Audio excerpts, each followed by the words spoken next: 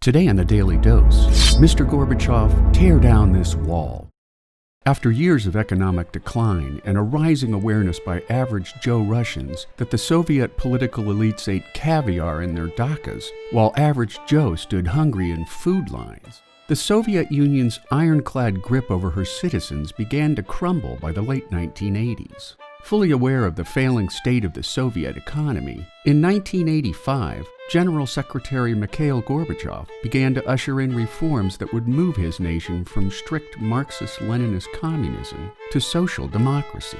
Sensing change in the Soviets' core ideology after 40 years of budget-draining Cold War, U.S. President Ronald Reagan called out Gorbachev during a 1987 speech near the Berlin Wall that divided communist East Berlin from democratic West Berlin. Behind me stands a wall that encircles the free sectors of this city, part of a vast system of barriers that divides the entire continent of Europe. General Secretary Gorbachev, if you seek peace, if you seek prosperity for the Soviet Union and Eastern Europe, if you seek liberalization, come here to this gate. Mr. Gorbachev, open this gate.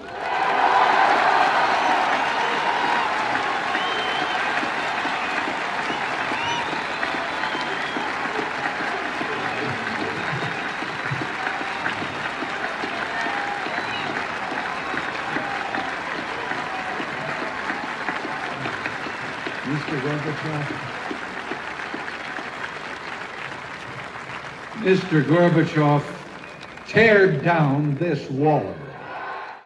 2 years later, on the 9th of November 1987, East German politician Günther Schabowski inadvertently triggered the fall of the Berlin Wall when at a live press conference he read a draft bill just passed by the East German government which eased restrictions on the rights of citizens to immigrate to the West. When asked by reporters when these more lenient measures would take effect, Schabowski answered immediately. Known by Germans as Der Mauer, when the news broke, people amassed on both sides of the Berlin Wall, celebrating the end of their divided city for the first time in 26 years. Early breach attempts to the wall met with only mild resistance from border guards, which ushered in a full reunion as people freely crossed through Checkpoint Charlie. The following morning, after Berliners had chipped away at the wall for souvenirs, the wall came down in earnest when excavators were brought in to officially bring the wall to its highly anticipated end. And there you have it, Ronald Reagan's landmark speech, today on the Daily Dose.